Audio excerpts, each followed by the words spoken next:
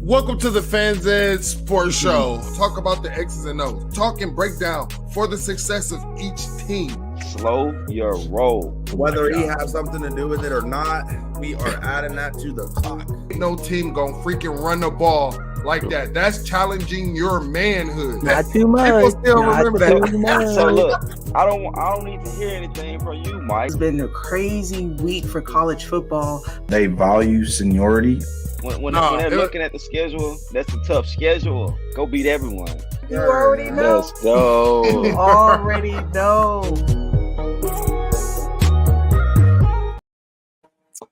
Welcome to the Fans Ed Sports Show, hosted by your boys 216 Mike and your guy Cam, aka Truther. Also produced by your very own Walt K Disney. What's going on, folks? What's good? What's good? Another week in college football. You know, it's been crazy for sure. So before we get into it, while I got y'all here, make sure y'all go ahead and hit that like and subscribe, share button. Make sure you are tuned in to Best Damn Media, coming to you all week with new and exciting things. So we got a lot to discuss, and I know my two hosts today are fired up. So let's get right into it with Michigan. As they say, Michigan in the hot seat after the heart of investigation. Stafford Connor Stallions, who allegedly bought tickets for more than 30 games, many of them Big Tens, and used illegal technology to steal sends. He has been suspended with pay pending the outcome of the NCAA's investigation. I know y'all, or some may know, some may not know. For those who don't know, he was hired back by Michigan in 2022 to serve as an off-field analyst. And his now deleted LinkedIn profile, he identified himself as skilled in identifying the opponent's most likely course of action and most dangerous course of action.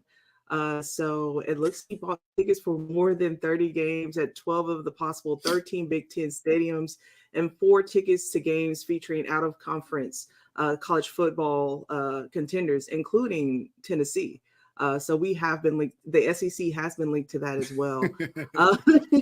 But Coach Jim Harbaugh, he said that he's already been in trouble with the NCAA this year, so he's trying to stay out of it. He has denied any knowledge of this operation. So Mike, I know you have been going at it all day, so I know you're hot. What's your take on this, bro? My take on this is this is beyond crazy, bro. I mean, to just think about where this program was when, all of a sudden this stuff, they allege that this stuff started in 2021. And just to think before 2021, where this program was, it was in a shootout, a double overtime victory over Rutgers, getting smacked by Indiana, getting beat by Penn State, getting beat by all of these other, teams that people call inferior, in the Big Ten, but they were getting smacked by them. And, we see all the betting, differences from now to how it was then. I mean, me and Cam came away from the game last year like, how? What happened? What's going on? Like, I mean, I think this explains a lot, man. That was just my initial thoughts, man. Cam, what was your initial thought? I mean, it basically validated everything that I felt about what was going on with the rivalry. Like, you look at our roster, I look at their roster, I'm just like, how is Mike Saintrasil, converted wide receiver, perfectly guarding, perfectly understanding where my players are? How is Ryan Day being shut out at halftime, but you're giving up 30 at half to Max Duggan and Quentin Johnson? Like, it was just a lot of things that wasn't adding up.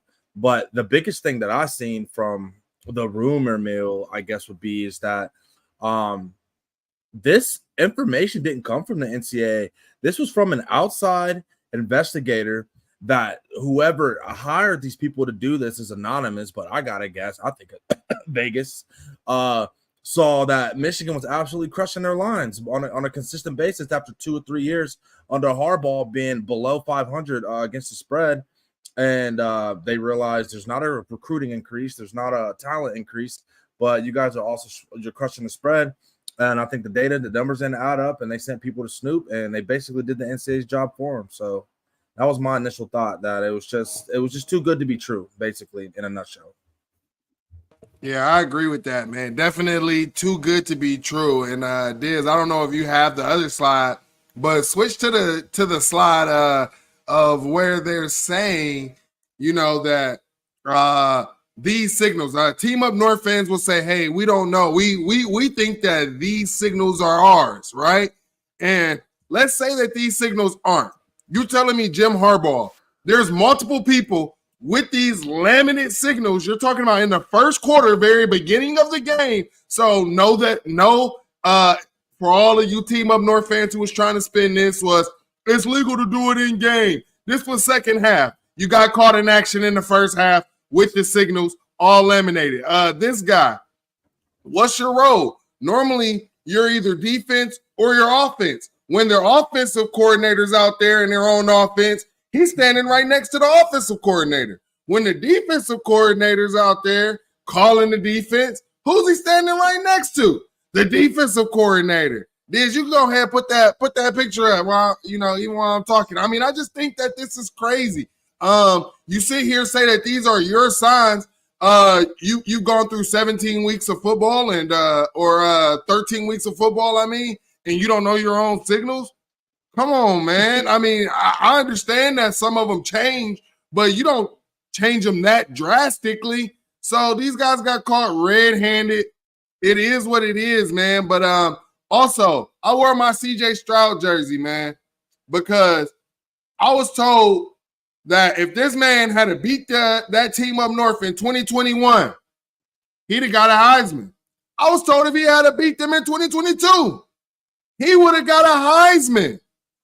So let's also go and we talk about what's happening to the players. Let's also talk about the other teams that they possibly beat during this cheating stuff that stopped them from getting to a bowl game. Let's talk about the players' mentality that's on the team, right? Let's talk about how messing with their psyche. These young guys, entrusting these older guys with their future, with their careers, and then you go and turn and do this. So how is that going to affect them going forward? When we're talking about mental health, while you got Dabo and Clemson joking about suicide and shit, what about these guys' mental health? While you on that, I want to jump on that. Remember all the jokes about Ryan Day and how he looks different and he's stressed out and he's this and he's all of that. All of that was predicated off of his inability to presumably beat Michigan. And with all the talent that we had and that we just couldn't get over that Michigan hump and that our team has culture issues and that we're soft and we're this and that. And this is coming out that he was going up against unfair advantages that presumably no other coach had to go up against.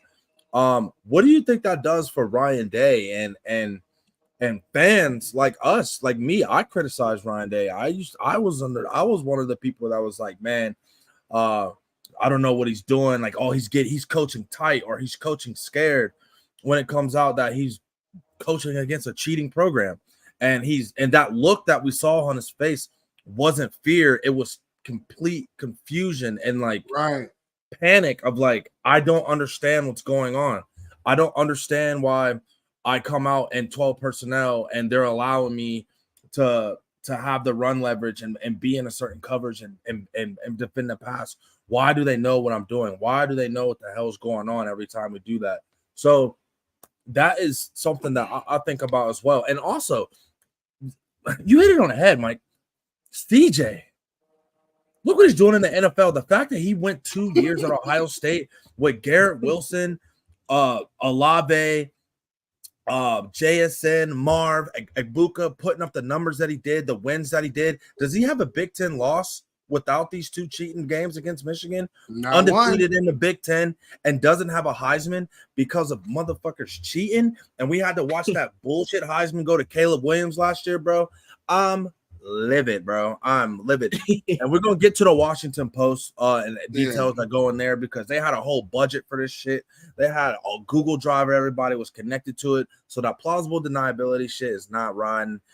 I'm just livid for my team, and I'm livid for the Buckeye fans that put our heart and soul into this rivalry, and we were forced to eat crow for 2 years and face the music that this team might be better than us. Come to find out that we weren't crazy, that we were watching bum-ass motherfuckers on the field doing impossible things like beat the fucking Ohio State. So I'm glad that I'm vindicated on that, bro. Fuck Michigan, bro. Yeah, man. And you talked about the former players, man. You know, there was a meme going around of DeJuan Jones, our guy DeJuan Jones. He, you know, was crying after the game last year. You know, they put their blood, sweat, and tears, thought that they had a great game plan. Then they come find out you tweeted, and then that you cheated. And he put out a tweet. You know, all he could say was wow with the crying face emoji, man, or with the tear. And you're talking about these guys investing blood, sweat, and tears, putting their lives on the line or their bodies on the line in this game. We saw so many people get hurt in this game, and when a team actually knows the plays and you're doing that, you're setting someone up to get hurt. You know what I'm saying? I mean, talk about the integrity of the game. And I heard some Team Up North fans laughing about this and stuff like that, but the integrity of the game is a lot. And you heard the Big Ten. They thought it was just BS. You saw the Big Ten statement that came out. And the one thing that they mentioned was the integrity of the game. And everybody's saying the NCAA, they move slow handling this. The Big Ten can handle this. The Big Ten doesn't have to move slow. The Big Ten can jump in and say, hey, we're going to take a percentage of your TV revenues going forward. The Big Ten can say, hey, you're not wearing that Big Ten logo on our chest going forward. You are no longer eligible for the Big Ten championship or bowl game. Bro, I've been telling people this all day. This is the same fan base that's been calling us criminals, a download dirty program since Maurice Claret to the Tattoo Gate to Urban Meyer to all of this shit that none of that had to do with the integrity of the game or giving us an athletic advantage. And this tweet right here, I mean not tweet, but this message right here says everything that I'm feeling. If this was Ohio State, I feel like the visceral or the animosity and the anger from the nation would be 20 times bigger than what it is with Michigan. Why is Michigan getting the benefit of the doubt, knowing that they had to deal with a hamburger gate situation that hasn't been handled, knowing that before they played us, they lied about a gun charge for Mozzie Smith and hid that? Why are they getting the benefit of the doubt like there's some type of upstanding program when they've been showing us they're fucking scumbags, when they've been showing us they about shit, when they haven't won a fucking playoff game, they don't have any national championships, they're 0-7 in bowl games. What have they earned to have this type of tabernacle? Yeah, like this type of, like everybody right in this process. Why do you think that they're not above this? Why are you giving them the reasonable doubt right now and waiting on investigations, whatever? Why isn't he fired on the spot like you had to do with Jim Tressel? Jim Tressel was guilty until proven innocent. Why are they getting different treatment? Who the fuck is Jim Harbaugh? I mean, let's talk about you know previous scandals. You know, there's a lot of scandals that have happened. You know, the USC scandal. Make sure y'all leaving your comments. Make sure you're smashing that like button. Hit the subscribe button. Hit that notification bell so you know when we're going live. This is something that you want to be on time for. Trust me. Now, like I was saying, let's get to those scandals. The USC, NCAA, taking my guy Reggie Bush, Heisman. All of these things, the SMU getting the death penalty because of the gifts that these guys received. All of this stuff was off the field. And people got death penalties. People got vacated wins. Ohio State. Nike brings in so much stuff to get these kids. These guys it can't even fit in their closet. So what do? They go ahead, they get rid of it. Just like if you go to Plato's Closet, right? And you turn your stuff in and you get money in exchange for it. There's nothing wrong with that. But what did the NCAA do? We vacate your wins. We're going to put y'all guys on bowl ban. You can't you went undefeated in 2012? Oh, you can't compete for a national championship. Off the field shit.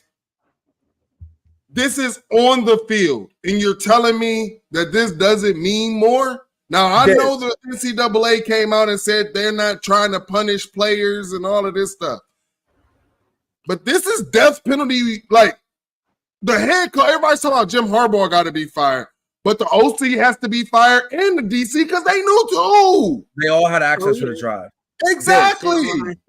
I have a question. I have a question for you as an SEC member because I'm reading the Washington Post and it said they had up to 10 schools on there, including last year. Tennessee was also a ticket that was bought. You, as a member of the SEC, how are you looking at the Big Ten handling the situation, knowing that they were spying on teams outside of the conference and potential matchups? And how would you feel if you were a team on the fringe of going to the playoff? Would you feel like the Big Ten is obligated to keep them out, knowing that, you know, that this whole probe goes outside of our conference? Like, what do you think the vibes is outside of the Big Ten looking at the situation for these bums up north? Yeah, I would be livid. I mean, if let's just say if this was Georgia or Bama, or, you know, if Nick Saban did something like this, you know, they would burn that man at the stake because of who he is and the regards that he has. So the same with Jim Harbaugh, because they are contenders and they were contenders the last couple of years. So I can't imagine being an Ohio State fan or anyone in the Big Ten and knowing that, you know, they have people at my games watching my plays and different things like that. So, and I know they are as well. So my main concern as an SEC fan is, with all this information on this drive, are they the only team? We started thinking, we're like, maybe, you know, they could have sold this information. They could have gave, you know, passed it around. I didn't even think that. To other schools, different things like that, different conferences, just, you know, to sell it. So, you know, it's just, it gets our gears started turning and working, and, you know, thinking that maybe Michigan might not be the only team who did this. Hold on, because the only team that got caught for now. Diz, on that point, I want to talk about, because me and Cam kind of talked about this because we was reading this this article that came out, and we didn't understand what they were really saying, because it said that he was bragging about having team and people on different coaching staffs. So me and Cam was like, is he talking about like just different, you know, like offense, defense, and within the program? Or is he talking about he got people on other staffs helping him do this? Because that's also a possibility.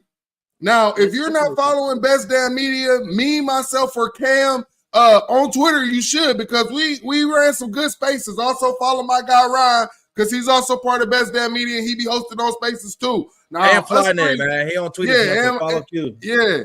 And but we ran the space, all of us. We ran the space, man, and we were joking, talking about, oh, they were too busy scouting the teams out west. They forgot all about TCU, and that's what happened. But come to find out, you hear that they were scouting the teams out west. You hear about them scouting the teams down south and stuff. The one team you don't hear about on the list is TCU. And every team that they don't scout for some reason, JJ throw three picks against.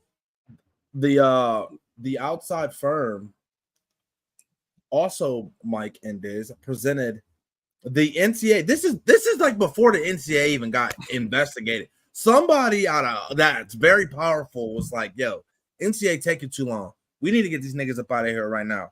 They outside with the NCAA, photographs of people investigators believe to be Michigan scouts in action, including current students interning with the football team. The photos showed these people seated at games of Michigan opponents this season, aiming their cell phones at the sideline. Days later, the outside firm told NCAA cell phone videos depicting the coaching staffs in these games were uploaded to a computer drive maintained and accessed by Stallions, as well as of several other Michigan assistants and coaches. What the fuck else do they need? They got people in the stands that are associated with on Michigan payroll filming the games, and they can trace the data being uploaded to a Google Drive that is shared by the entire team and the staff. I mean, someone saying that okay, so Cam, on the point that you were talking about, right? Now, this week, we were supposed to be hearing about a contract extension coming from Jim Harbaugh. Now, I told you guys, you know, on Buckeye BS, you know, our loyal Best Damn Media folks, I told you guys, if Jim Harbaugh's contract is not brought forward and signed this week, This is damning. That should tell you everything. It is already Wednesday. Wednesday is normally a day that you would do that by. Wednesday or Tuesday. Yeah. They have not done that. So that's one thing. And here's the thing. We heard it's coming out, rumors, allegedly, that the guy's name is Jim Stapleton or whatever, a guy who works for the NCAA, who's their own guy. He's a Team Up North alum. He's an alum. And apparently he's not a Harbaugh fan, and he kind of wants this guy out. Now, my guy, Drizzy Dez, I got to bring this comment up. I am now interested in Matt Weiss. What was in his computer? Now, I'm hearing stuff. I don't know, Cam, if you knew about this, but none of my sources had told me this or anything like the source. But apparently, Ohio State had got hacked from their footage.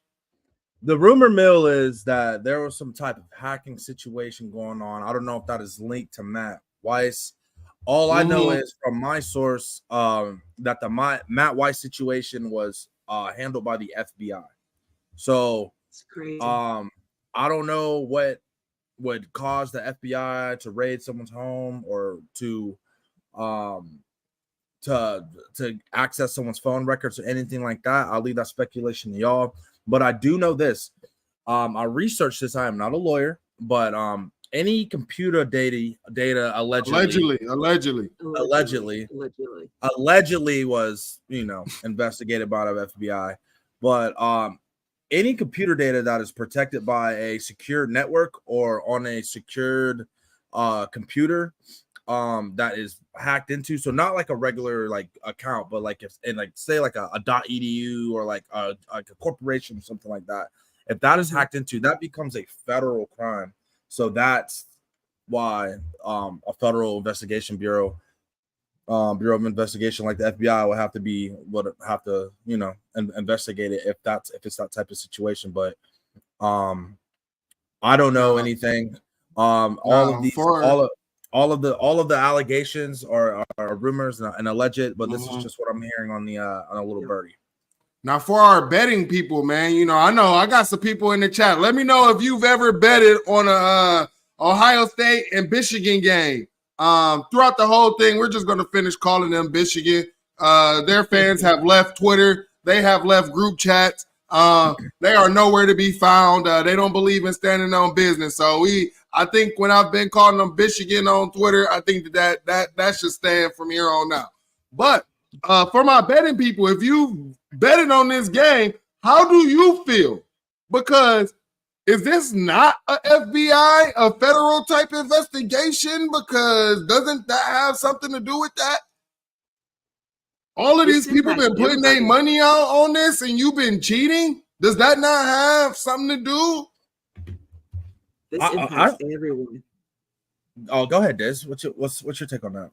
No, I'm just saying, yeah, it impacts everyone, especially, the recruitment, the players that are coming to the school, the people who have betted on this game. Will Michigan have to pay in? That's a question. Will they have to pay money into the scandal? The first rumor that I saw on Twitter about this whole thing was that the people out there in Vegas saw irregularities in their data as far as Michigan and the spread, and was like, wait a minute, this team is, I don't know what kind of formula or algorithm that they got out there, that it kind of rung some bells out there in Vegas, and that's what kind of sparked this whole thing. But who knows, honestly.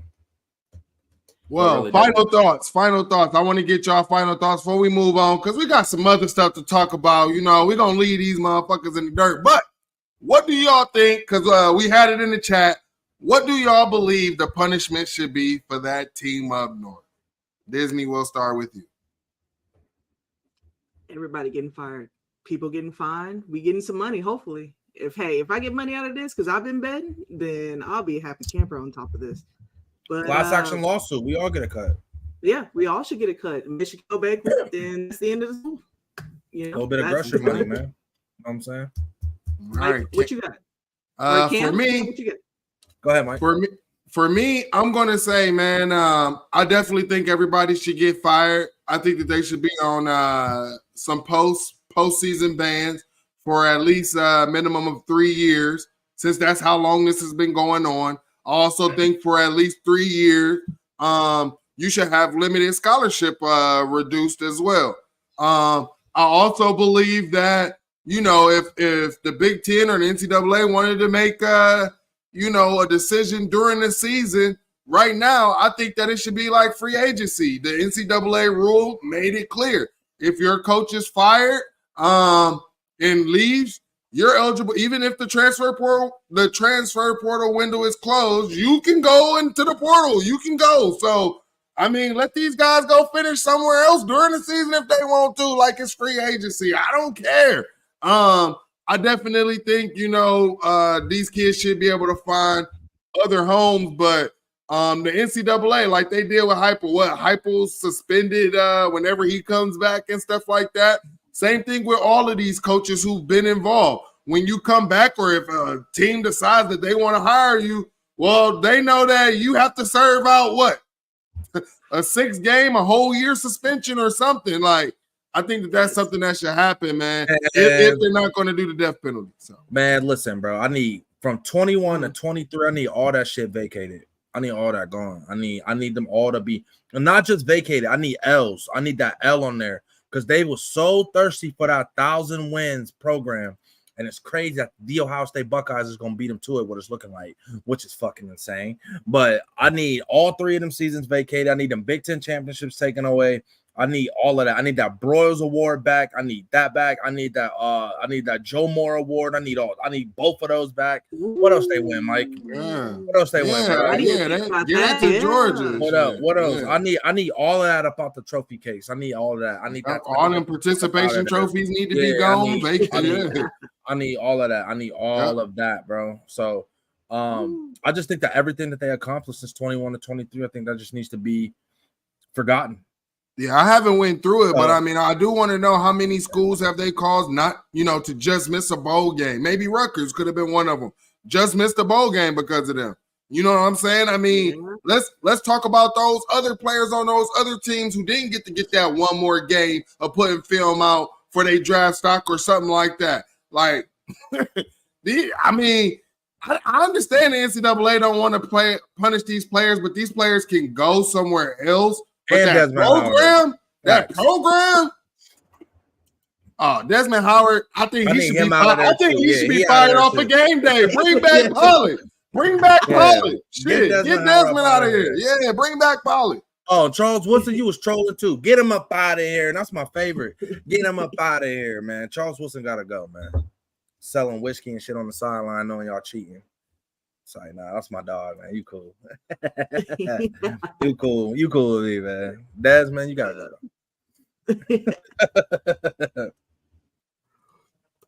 Well, we still have more going on in the show. So let's hold on. Wait. I want to end it with something though. Okay, go ahead. You Ken. Michigan bastards. You look at me and you look at me good. Hold on, is this something we need to put on the record? Put this on the record, bro. Put this on. Oh, it's going on the record. Clip it you up. You sons of bitches have been ass my entire fucking life, right? Last time y'all was beating me was in the fucking 90s. And I just want you to know that what goes around comes back a fucking round. Bo Schembechler, your greatest coach that you got a fucking statue of, was a fucking bum. A nattyless, winless fucking bum. And that's what Harbaugh's going to be. He's going to be 0-for against Ohio State. All of the accomplishments that he did, everything that he ever fucking earned is going to be gone. He's a fucking bum. He's winless against Ryan Day, and he's winless against fucking Urban Meyer, and everything he accomplished is going to be tarnished and forgotten forever. You are fucking trash. Buckeyes by Billy, go fuck yourselves. Fuck Michigan. We fucking out. And before we move on, make sure you're hitting that like and subscribe button, man. It helps us out, helps generate this show so that we can continue to bring you guys better content and just more content going forward, man, because I really would like to do this all the time, but I need you all. I need y'all to smash that like button and subscribe. Send this to a family member, too. What else you got for us, Diz? Share it. I know I'm still bringing this up, but let's talk about the Heisman race. I mean, let's do it. we're talking a little bit about Michigan. I got a poll in the chat. Go ahead, hit that poll. JJ McCarthy has moved up after his previous week's performance. But Michael Penix, I know we're not talking about Michigan. I'm sorry. Shit, my bad. I got Michael Penix. Michael Penix still leads the way. Dylan Gabriel is moving up a little as well, and then Jordan Travis is still staying steady. But you know who has dropped out of this? Caleb Williams. So they, they say it's too good to be true with them. Too good to be true.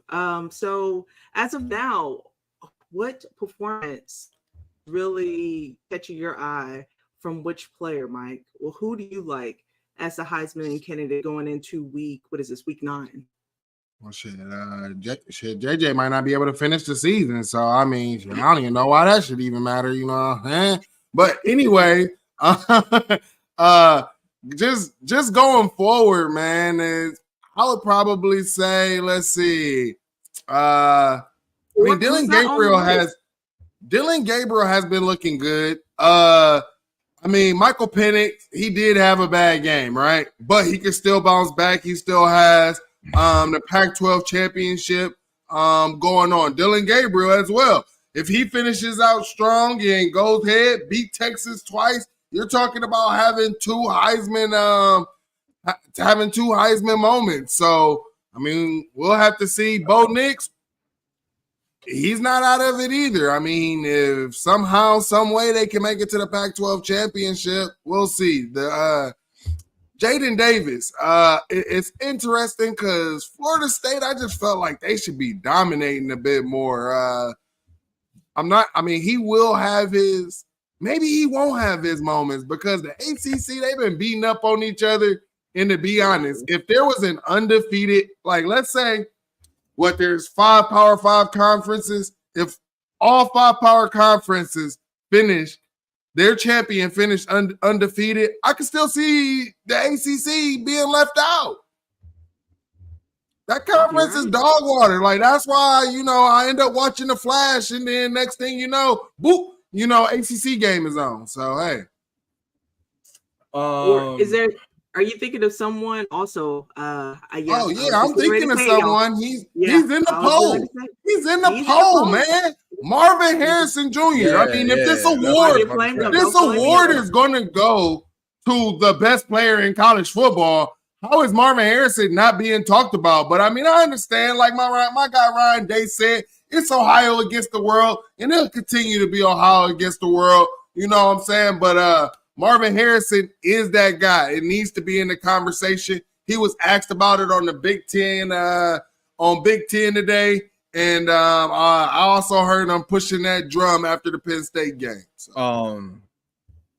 I feel like us as a platform needs to start really pushing the Marv Heisman propaganda because I don't think that people really understand that we have an absolute thumb at quarterback, bro. A dude that's just that just does not elevate us to do anything as an offense.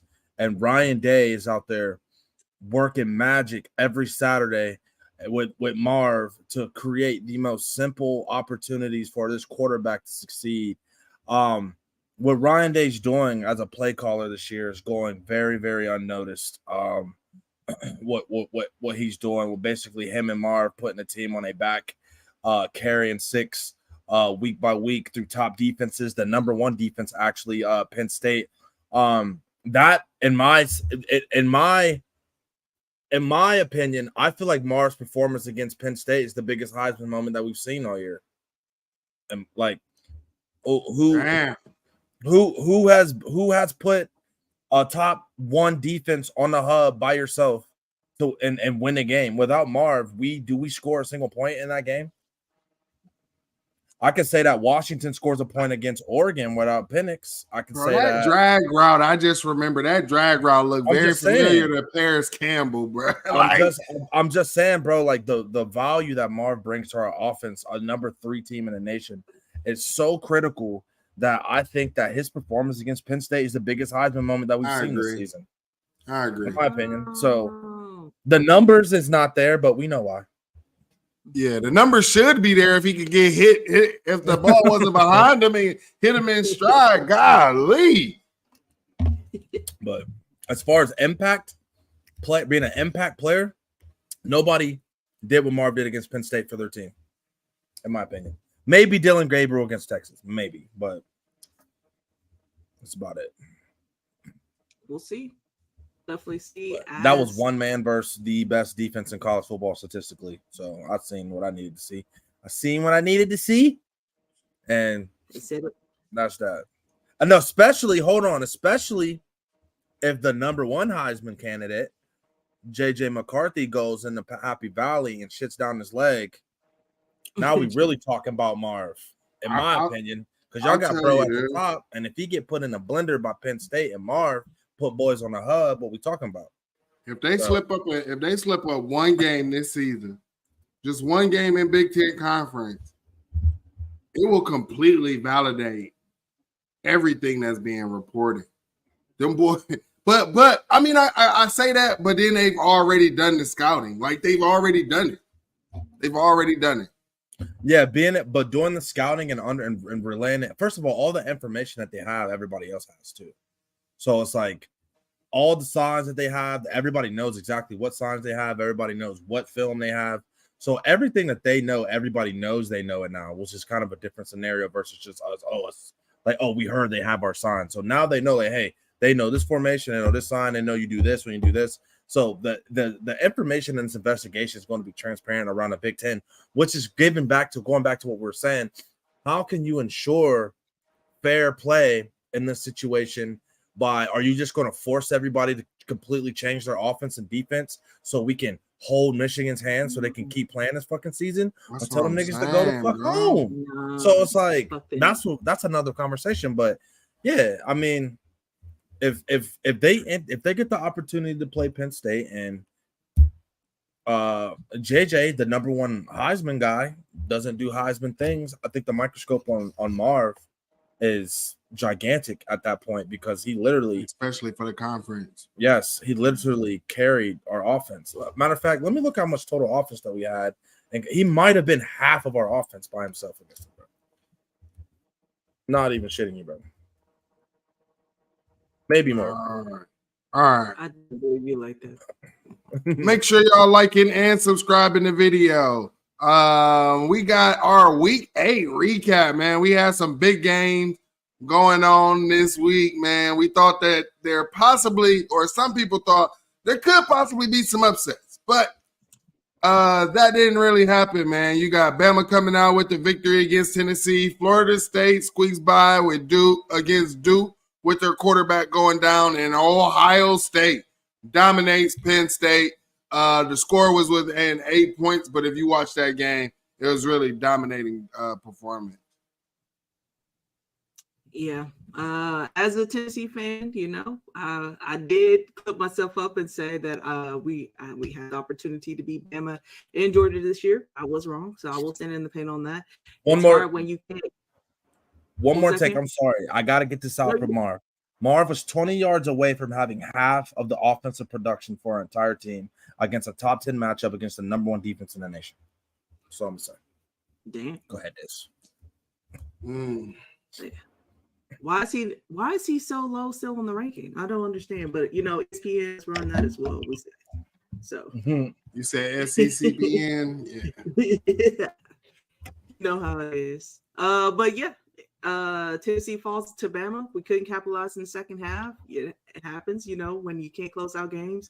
Tennessee, the way to go. You know how we do on that. So we're going to follow Bama. Hopefully we'll still follow game, still follow Georgia. By the looks of it, I'm switching my story. I'm crying a new tune right now. So, yeah, man. For Tennessee fans, it's definitely not a Joe Heisman, as they told us this year. Yeah, so bad. I mean, we tried to warn y'all. He couldn't beat no big teams in the Big Ten. He wasn't gonna beat no big teams in SEC, man. So Nick Saban team comes out, does what they do.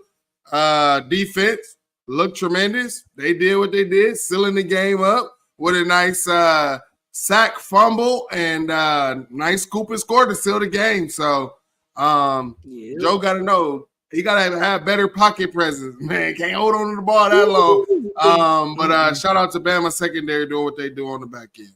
Hey, look, man. Everybody talking about LSU. Well, not LSU. They got 2 losses. Well, now that LSU offense is going crazy, they might be able to fuck around and derail the whole SEC mojo if you get a 2-loss team into the SEC chip and they do something for 2-something. So, but the main thing, what I'm seeing is, hey, man, Nick Saban's squad just doing what they need to do to win, and they kind of, on the lowest key, they kind of remind me of what we got going on for real at Ohio State. Okay quarterback play, making the plays that he needs to play, and a defense making the plays and stepping up and playing elite and getting away with dubs. So I feel like Alabama's a sleeper in the SEC. I know everybody's just forking in Georgia and to that, but I think Alabama they got a little chemistry on that team. I think that their quarterback Milroe is kind of finding his stride a little bit within the scheme that they're trying to run, and that pass rush is just getting after it. And they got a freshman that's figuring it out week by week, and Caleb Downs in that back end that's putting himself together a freshman All-American season.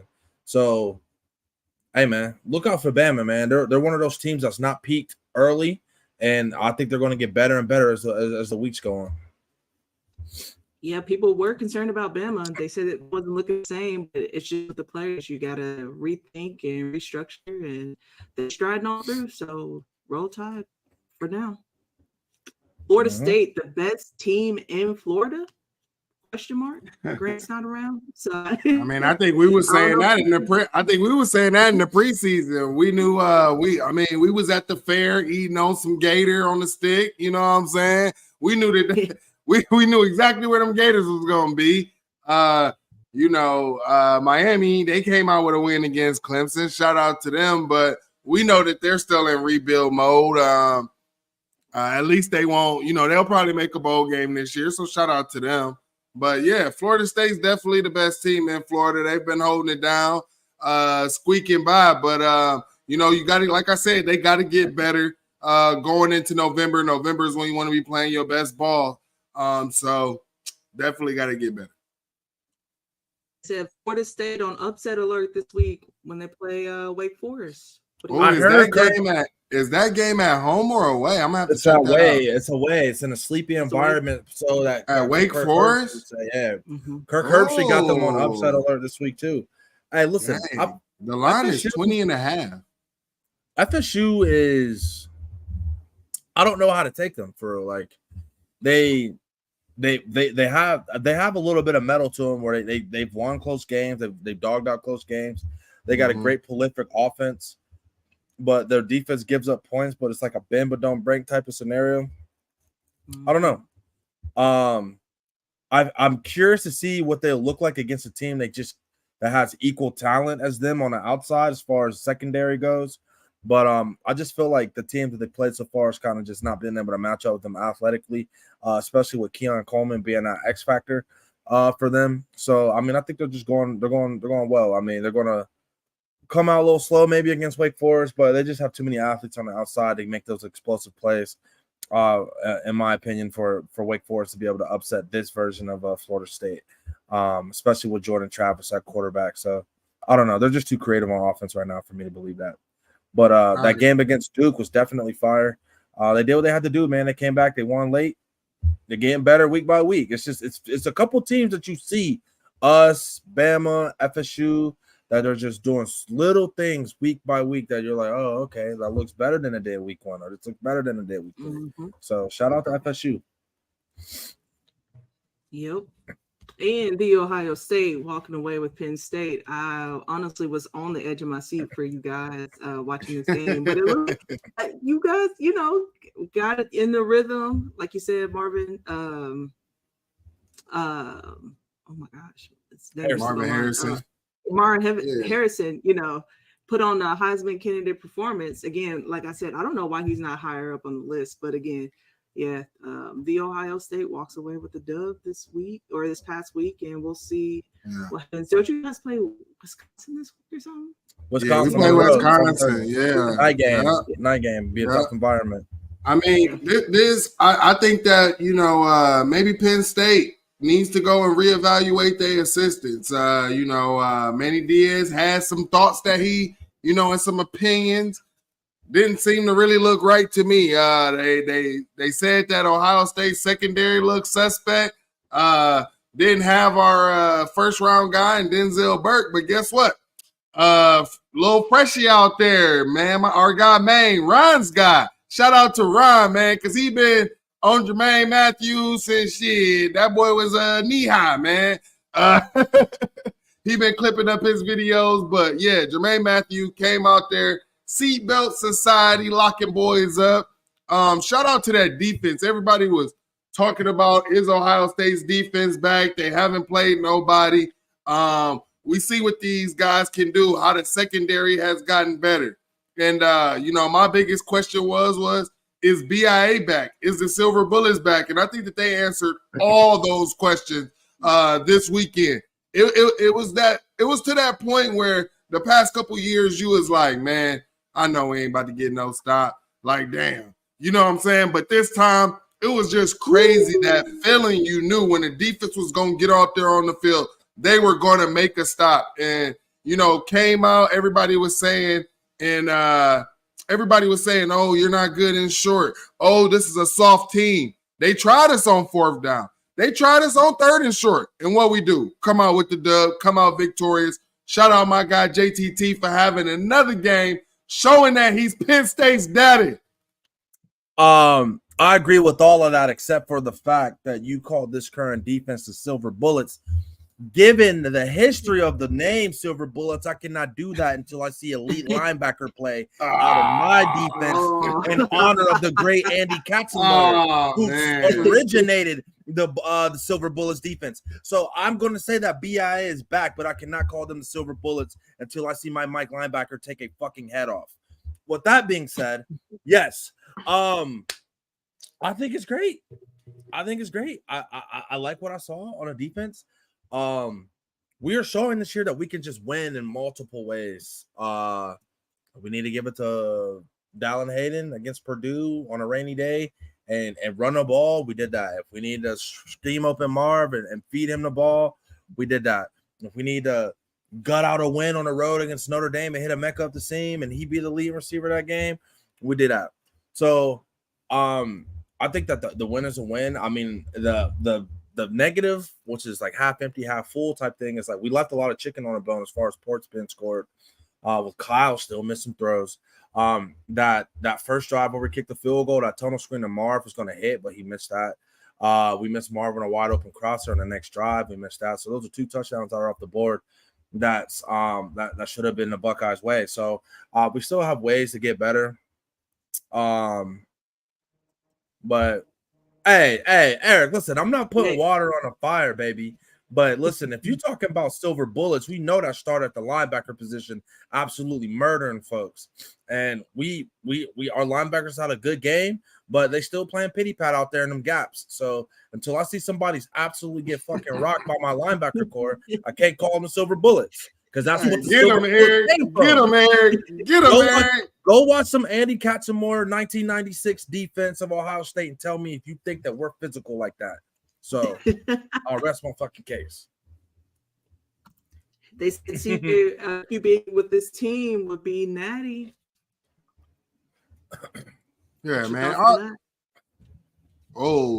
If CJ was on this squad, hell yeah, we getting the Natty. It wouldn't even be a question. It'd be sexual. It'd be sexual out here, bro. They be talking about this the best team. They be trying to compare this goddamn team to 2019 damn LSU. And I think our defense is better than 2019 LSU. So if CJ was playing this year, like it wouldn't even, we would just be coasting through the season. Yeah, we'd be chilling, bro. Honestly, I think if CJ was playing, I think our backup quarterbacks might have just as many damn passing touchdowns as some of these starting quarterbacks out here. Not gonna even capture it. It wouldn't even be like I don't even want to talk about that. Like, it would be. I'm gonna smack everybody if we have CJ. It wouldn't even be close. Especially with this deep, you get this defense giving CJ more possessions. Like, come on, bro. Yeah, because people was driving the whole field, and then CJ still was putting up the numbers that he was putting up. Like, definitely was. Hey, while I have you here, make sure y'all go ahead and hit that like and subscribe button. Go ahead and hit it. Make sure you share it as well so everyone can join in this conversation. So moving on. So we got a watch list for this upcoming week.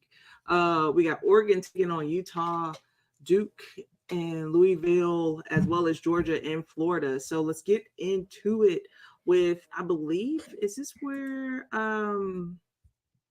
this is not, is this Big Noon kickoff? That's Utah and Oregon. Yeah, one probability. Yes. We're making our picks right now. That's what we're doing. All right, let's do it. Yeah, we're getting ready to get into the match. Yeah, so we got Oregon coming in as over Utah at 68.6%, according to ESPN. Oregon and Utah, I believe Oregon. I apologize, guys, but anyway, Oregon and Lane Kiffin with Bo Nix coming in, and Utah with their quarterback. Now I'm having a brain fart. I apologize. Anyway, Cam, I know Barnes. that yes, Barnes. I know that Utah was one of your teams to watch at the beginning of the season. How are you feeling about them coming in at week 9? Utah is going to win this game. They don't lose at Rice Eccles State. Damn. Oh, wow. I'm going to tell you that right now. Hey, no hezzy in my Utah is physical. They don't lose at Rice Eccles. Oregon is like 0-6 in their last 6 trips to Utah on the plan in Salt Lake City. They're on a 14-game win streak. They're uber physical. It's going to be one of the most physical teams that they play. I just think that Utah just get it done, man. I don't see this Oregon team going into Utah and getting away with the things they want to do. They want to come in and try to run the ball on Utah to get that RPO and that play action shit going with Bo Nix. Hey, do what you want to do, but all right, Rice Eccles, when the Utes is fired up, good luck. Kyle Whittingham is not playing with boys, and y'all gonna see this weekend. I mean, Cam might be on to something. Talk about Oregon struggling, having a close game with Washington State. Yeah.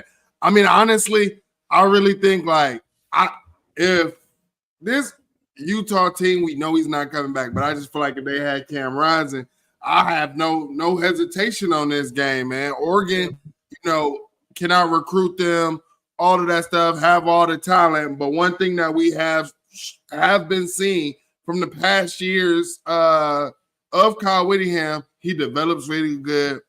He's great at calling plays. He's great at game planning and great at matchups.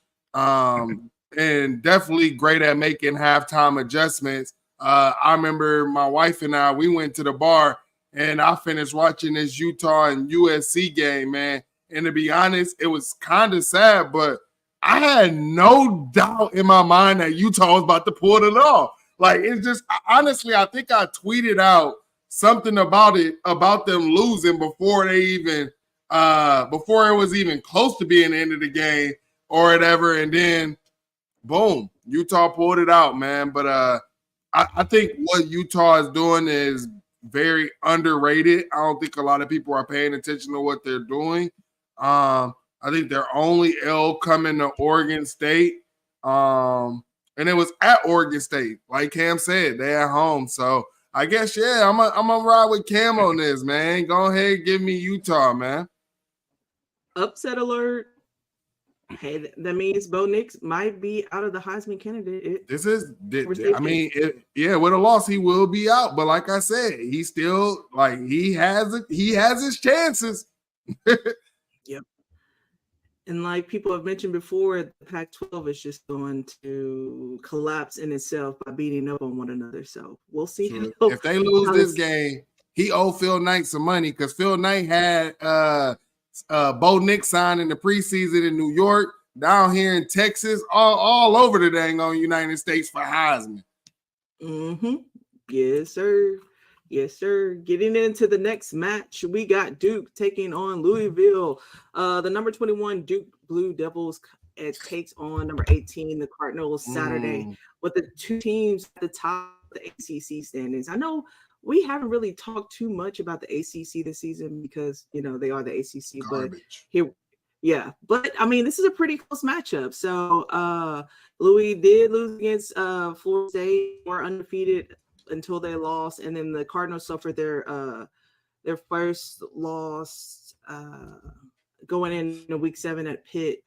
Duke took his second loss against the Seminoles, and their quarterback, I believe, is injured or was injured during the game, decided to go back in. So we'll see how he comes in week 9 with the injury and see how this affects this game. But it looks like it's pretty close. And I wasn't a Duke believer, and I didn't have a football team, so I'm going to have to go with Duke walking away with the dub on this, even with the possibility of an injured quarterback.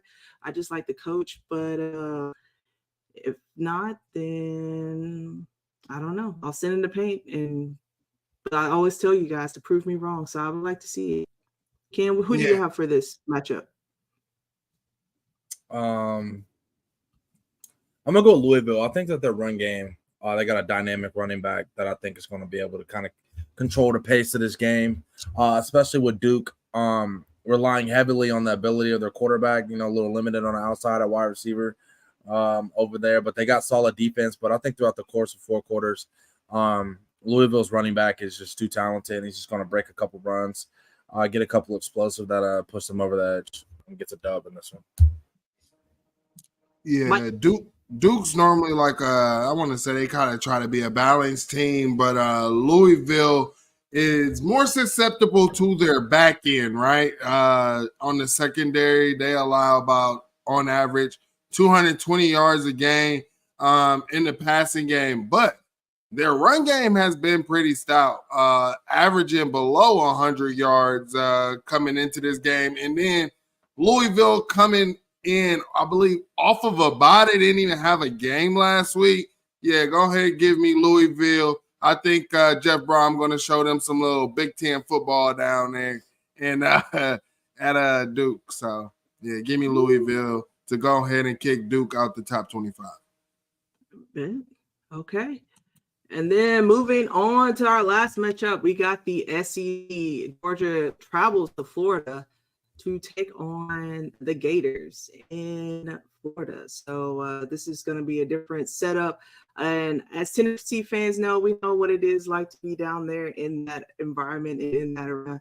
But I definitely do not have Billy and the Goats knocking out Georgia. So Georgia is definitely going to have to walk away with this. But I think it is going to be a close game. I believe there will be points on the board. I'm not sure exactly how much, but I think it might be a medium to maybe a high-scoring game. So we'll see. Mike, who do you have for this? Just go ahead and give me the Georgia Bulldogs. It's hard for me to pick a Graham Mertz when I've seen how Graham Mertz looked going up against top defenses. I still believe that Kirby can scheme things up for Graham Mertz. Graham Mertz is only coming into the season with 2 interceptions. I know Florida fans are pretty happy, that he hasn't really been turning the ball over, hasn't been the real reason why they've lost games.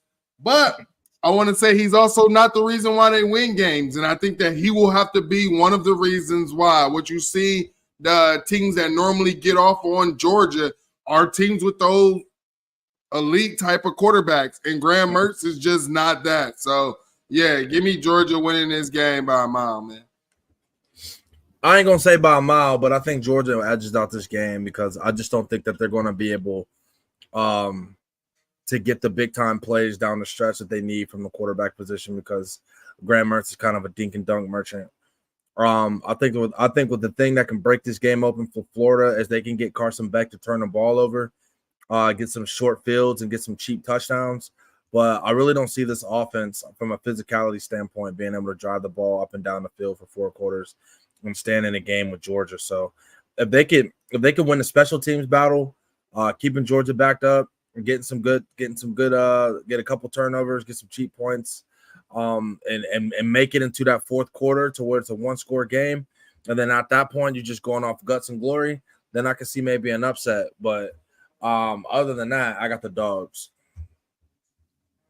So speaking of Georgia, they have, I mean, to some they would say struggle, but they have struggled a little bit this season, especially on defense.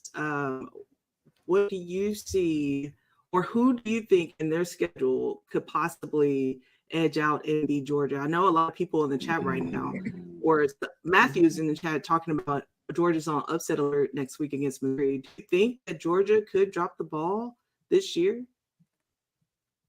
They don't have like their number one guy, man. When you're talking about their number one guy being Brock Bowers, and he's probably going to still be out. Yeah, I mean, Mizzou was able to limit a lot of the things that the Georgia Bulldogs wanted to do last year. We saw them literally come down to like the last minutes of the fourth quarter when, Georgia just somehow, just ran away with the game, man. They found a way to finally score points because all they was doing was able to kick field goals. I do think you see Mizzou have put more pieces together this year to make them better. So I do think it's going to be a matchup. Mizzou's biggest issue this year is not at Mizzou. It's at Georgia. So I don't know, man. I mean, and honestly, bro, the SEC don't really impress me. I kind of think it's funny, though, this preseason when I brought up what Mizzou did coming into this conference, and everybody's like, well, what? Look at Mizzou now. And, I mean, Mizzou sits here right up under Georgia at 7-1. Yep. So, I mean, people think I don't watch these games, but if you know me like this, know me, I got all the screens. I'm watching every game.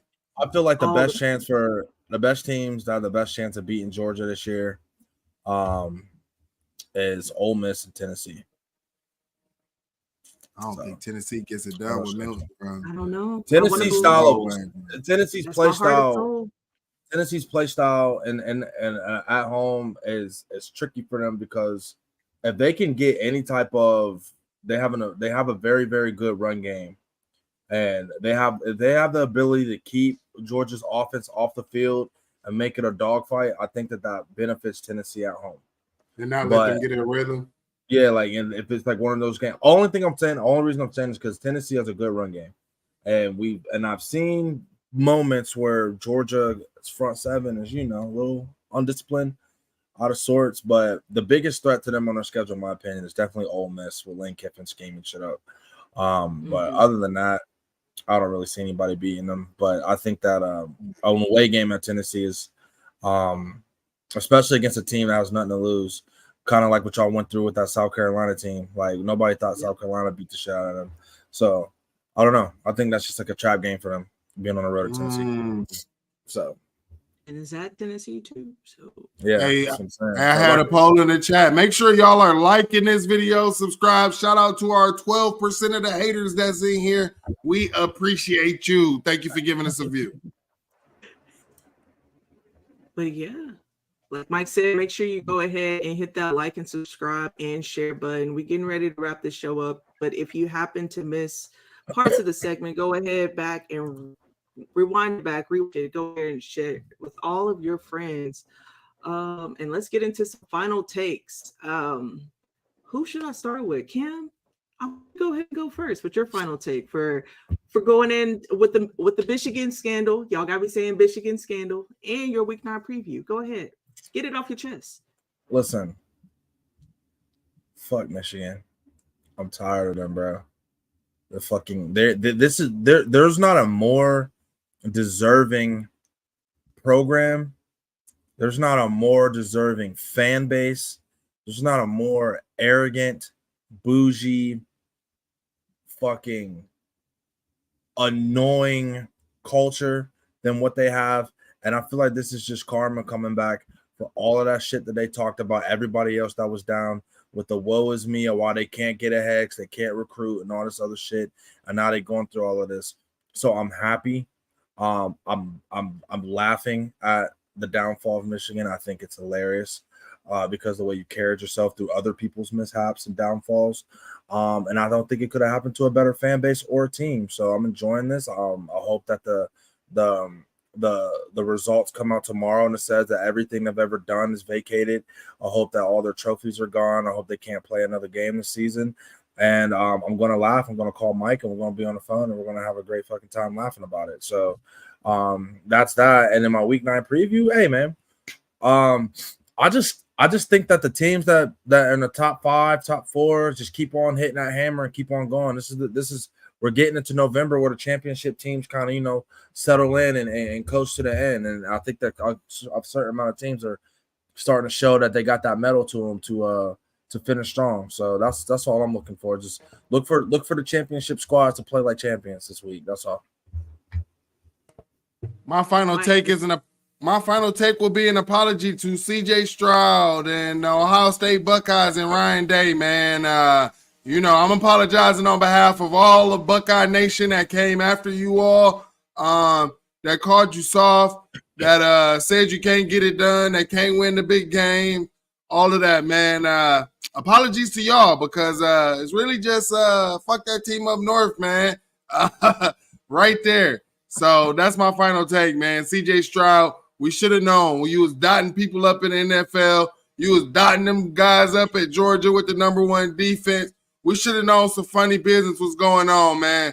Shout out to you. You the real Heisman, man. Hey, CJ Stroud, baby. And Dez, what about your final take? Jim Harbaugh is a fraud. I hope I get some money. Yeah. Hey, she like, yo, he cost me some bread this year. He cost me some bread. I hope I get some money, especially at the end of the last season. And hey, the season's just getting harder. So I'm going to need Tennessee. I'm going to speak to my SEC fans and my Tennessee fans right now. I'm going to need Tennessee to go out there and capitalize on these next couple wins before we hit Georgia on November 18th. We need to get it together because I'm hoping that you guys prove me wrong and go ahead and beat Georgia, just to finish the season off with a huge win and the momentum going into a bowl game. So, hey, at this point, I just want everybody to go out there and win. And I'm ready for some football this upcoming Saturday. Also, we have football starting yesterday and leading on to the week. So there's a game out there. Go ahead and catch it. It's football all day, every day. And with that being said, before we leave, one more time, make sure you go ahead and hit that like and subscribe button to Best Damn Media. That way you are following us on all social media platforms as well. And before we go, Mike, where can the people find you? You can find me at 216_wildboy on Twitter or Instagram. Catch me in the spaces. I'm in there. If you're not in the group chat, let me know. I can add you in the college football group chat, Big Ten group chat. Just let me know what your team is. We'll get you added in there. And then also, don't forget to join Best Damn Media Discord. You can find that in the link below in the bio. So make sure you do that, man. You can find me at I Know Things 19 on Twitter. I'm definitely gonna be on a TL near you, frying up piss skunks, aka Wolverine fans. Yeah. So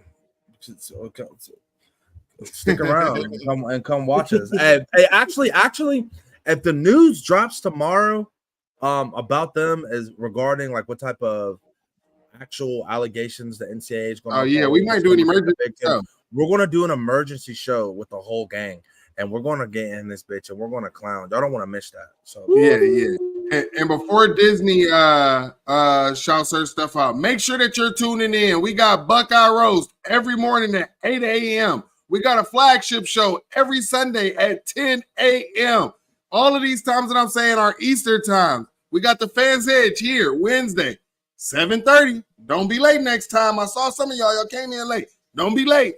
And then every Saturday, you can catch us on Bleacher Report for instant reaction shows and on the Voice of College Football for instant reaction right after the Ohio State game.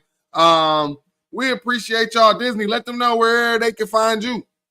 Hey, you can find me on all social media platforms at Walt K Disney. You'll see me on Twitter crying Manchester United tears as well as Tennessee Vols tears as we hopefully take a win this season. But if not, If we take them, then I'm gonna be crying and singing. So I might switch my team. And as a Razorback fan, I'm already crying on the side. But with that, here we go. Like Mike said, Hey, go ahead. Razorbacks got a black OC now. Ooh. Shout out Kenny Guiding.